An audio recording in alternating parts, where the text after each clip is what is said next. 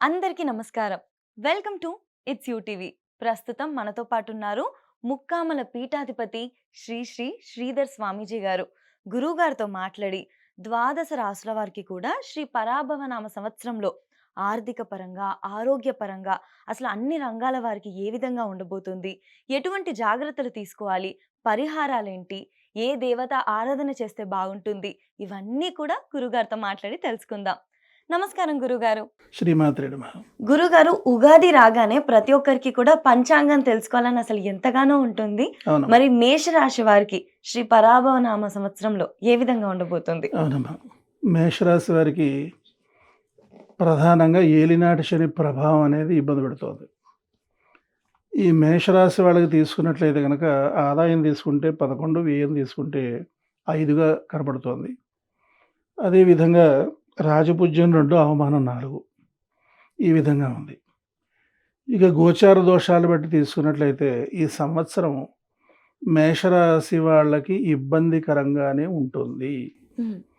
ఎందుకంటే ఏలినాటి శని ప్రభావం చేత ఇంటా బయట అపకీర్తి, నిందల పాలు కావడం, రావాల్సిన దగ్గర డబ్బు రాకపోవడం, ఇవ్వాల్సిన దగ్గర ఒత్తిళ్ళు, అకాల భోజనం, అకాల నిద్ర, అకారణ విరోధాలు, అనవసర ధన వ్యయ సమస్యలు ప్రధానంగా ఎదుర్కోవాల్సిన పరిస్థితి ఉంటుంది. ఓకే. అంచేత మేషరాశి వాళ్ళకి అనుకూలమైన సంవత్సరం కాదు మనం నిర్ధారించవచ్చు. హ్మ్. అవునమ్మా. అంటే వీళ్ళకి ఆర్థిక పరంగా చాలా ఇబ్బంది అవుతదా గురుగారు? ఆర్థిక పరంగా కూడా ఇబ్బంది ఉంటుందమ్మా. అటు వ్యాపారస్తులకు కావచ్చు, హ్మ్. ఇండస్ట్రియలిస్టులకు కావచ్చు, హ్మ్. పెట్టుబడులకు కావాల్సినటువంటి ధనం సమకూరదు. ఓకే. తర్వాత అదేవిధంగా కష్టపడినంతగా లాభాలు తెచ్చుకోలేకపోతారు. హుహు. మరి తయారైన వస్తువులు విక్రయించలేని పరిస్థితి ఉంటుంది. ఓకే. తద్వారా నష్టపోయేదానికి అవకాశాలు ఎక్కువ కనబడుతున్నాయి ఈ రాశి వాళ్ళకి.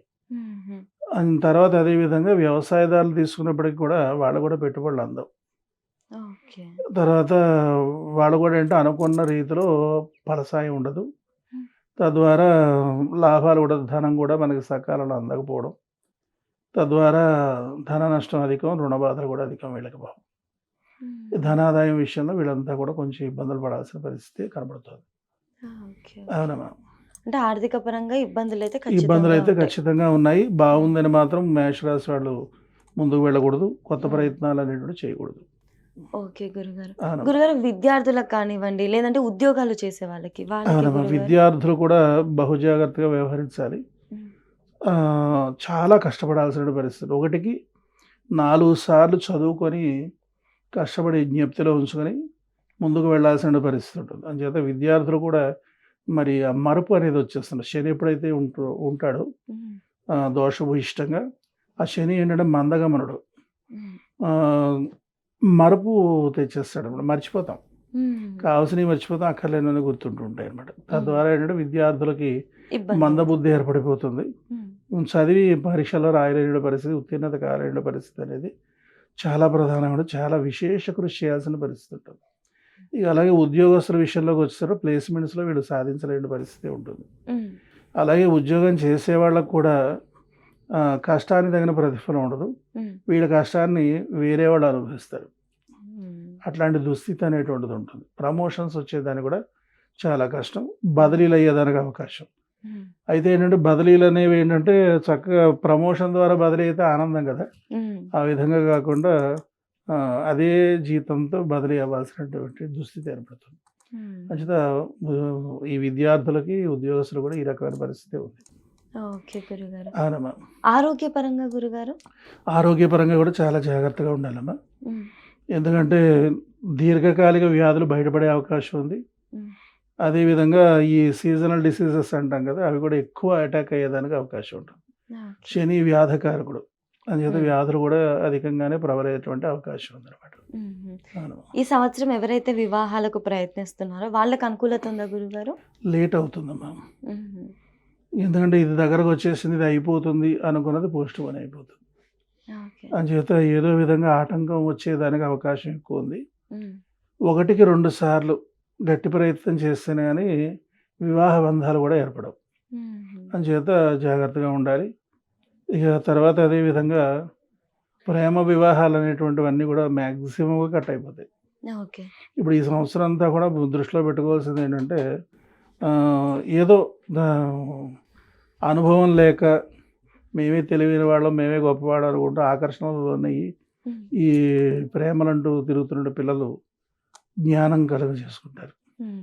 ఇది మాయలో పడుతున్నాం మనము, హ్మ్. మోసపోతున్నాము. హ్మ్. మన భవిష్యత్తును అగమ్యగోచరం చేసుకుంటున్నామని చెప్పి తెలుసుకొని హ్మ్. అవి కట్ చేసేసుకుంటారు. ఓకే. అంచేత మాయలో పడేటువంటి అవకాశం బాగా తక్కువ ఉంటుంది. హ్మ్. ప్రేమ పెళ్ళిళ్ళు ఏం జరగవు. ఓకే. అంచేత పిల్లలు సేఫ్. హ్మ్. అవునమ్మా. సెల్ఫ్ రియలైజేషన్ అయ్యి ఏది రైట్ ఏది రాంగ్ అని ఖచ్చితంగా నిర్ణయించుకోగలుగుతారు. నిర్ణయించగలుగుతారు. హ్మ్. అది చాలా గొప్ప విషయం ఈ సంవత్సరంలో. హ్మ్. అంచేత ఆడపిల్లలు రక్షింపబడతారు తల్లి. గురుగారు రాజకీయ రంగాల్లో, సినీ రంగాల్లో కళాకారులకు గూడా ఏ ఆ! విధంగా ఉండబోతుంది? రాజకీయ రంగంలో బాగోదమ్మా. హ్మ్. ఎందుకంటే వీళ్ళకి జనాదరణ ఉండదు. హ్మ్. ఏం చేసినా సరే వ్యతిరేకమైనటువంటి ఫలితాలు వస్తుంటాయి. హ్మ్. ఇక వీళ్ళు కూడా పదవులు కూడా వచ్చేదానికి అవకాశం ఉండదు. హ్మ్. ఆ! ఎంత శ్రమ పడినప్పటికి కూడా ఉన్న పదవి నిలబడుతుంది తప్పించి కొత్త పదవి వచ్చేదానికి అవకాశం ఉండదు. అంటే అభివృద్ధి అనేది సాధించలేరు. ఓకే. ఇక సినీ రంగం గాని, టీవీ కళాకారులు కావచ్చు, లేకపోతే సినీ కళాకారులు కావచ్చు, ఇక వీళ్ళకి కూడా అంత గొప్పగా ఉండదు. హ్మ్. కష్టానికి తగిన ప్రతిఫలం ఉండదనమాట. హ్మ్. అంచేత వీళ్ళు కూడా ఎక్కువ శ్రమ పడాల్సొస్తుంది. హ్మ్. కొంచెం ఇబ్బందులనేది ఆర్థికపరమైన ఇబ్బందులనేటువంటివి హ్మ్. పడాల్సొస్తుంది. వీళ్ళకి మొహంలో గ్లో తగ్గుతుంది. ఓకే. శని ఏం చేస్తాడంటే మనలో ఉండే కళను తగ్గించేస్తాడు. హుహు. అటువంటి ప్రమాదం మనకు కనపడుతుంది. ఓకే గురుగారు. వీళ్ళకి మరి ఎటువంటి పరిహారాలు చెప్పొచ్చు గురుగారు మనం? ఖచ్చితంగానమ్మా. ఇక్కడేంటంటే గ్రహాలు హ్మ్. పలానా స్థానంలో ఉండి పలానా ప్రభావాలు చూపించినా అవి డ్యూటీ దిగేస్తాయి. హ్మ్. చాలామందిని అందరూ కూడా హ్మ్. గతంలో నేను కూడా హ్మ్. భ్రమపడి గ్రహాల వల్ల గ్రహదోషాలు ఏర్పడుతున్నాయి గనక హ్మ్. గ్రహాలకు అభిషేకాలు, హ్మ్. అర్చనలు, జపాలు, తర్పణాలు, దానాలు, హోమాలు చేసేస్తే తగ్గిపోతాయని చెప్పి భ్రమలో పడి అవి చేస్తూ సమయాన్ని అలాగే డబ్బును కూడా వృధా చేయడం జరిగింది. హ్మ్. గ్రహాలు గ్రహదోషాలు కలగజేస్తాయి. గ్రహదోషాలు పోగొట్టేటి దశమహావిద్య అమ్మవార్లు. ఓకే. ఈ దశమహావిద్య అమ్మవార్లు ఒక్కొక్క అమ్మవారు ఒక్కొక్క గ్రహదోషాన్ని పోగొడుతుంది. హ్మ్. అయితే ఈ అమ్మవార్లు ముక్కమల మహాక్షేత్రంలో స్వయంభూగా అవతరించి ఉన్నారనమాట. హ్మ్. అలాగే కాలసర్ప దోషం ఈ సంవత్సరం 2 సార్లు రాబోతోంది ప్రతి ఒక్కరికి కూడా. ఈ కాలసర్ప దోషాన్ని పోగొట్టేటువంటిది మానసది. ఈ తల్లి కూడా ముక్కామల్లో తపస్సు చేసింది. హ్మ్. అంచేత వీళ్ళు ఏం చేయాలంటే శని దోష పరిహారానికి కాళీ అమ్మవారి యొక్క ఆరాధన, జపం.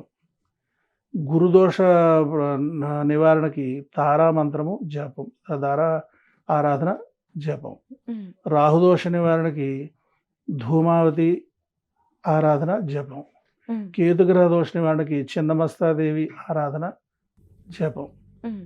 ఇక ఈ విధంగా చేసుకోవడం ద్వారా వీళ్ళు ఉపశమనాన్ని పొందడానికి అవకాశం ఉంటుంది. రోజు ఈ అమ్మవార్లకు సంబంధించి అష్టోత్తరం చదువుకోవడం గానీ, లఘు మంత్రాలు మనకి గతంలో నేను చాలా హ్మ్. ఛానల్స్ ద్వారా అందించడం జరిగింది. లేదంటే కూడా నెట్‌లో కూడా దొరుకుతాయి అవి. ఆ ఓకే. మంత్రాలు జపం చేసుకోవడం ద్వారా చక్కటి ఉపశమనం పొందుతారు.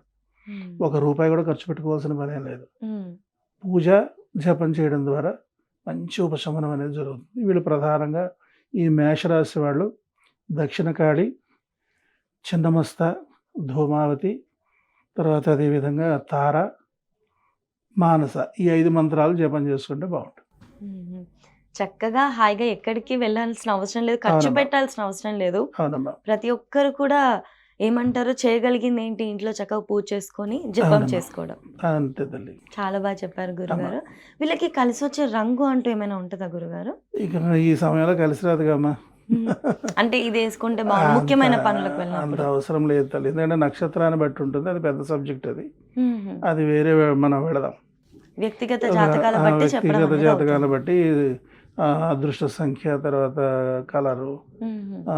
ధరించాల్సిన రత్నం ఇవన్నీ కూడా వస్తాయి. హ్మ్. ఇది మొత్తం ఆహ్, రాశిరీత్యా మనం మాట్లాడకూడదు. హుహు. ఏంటంటే పెట్టుకొని మరలా ఇబ్బందులు పడాల్సిన పరిస్థితి ఉంటుందనమాట. ఓకే. ఓకే అంచేత గురుగారు. పర్సనల్‌గా మనం తెలుసుకొని చేసుకోవడమే మంచిది. ఖచ్చితంగా ఆ గురుగారు. తల్లి. ధన్యవాదాలు. శ్రీమాత్రే నమః.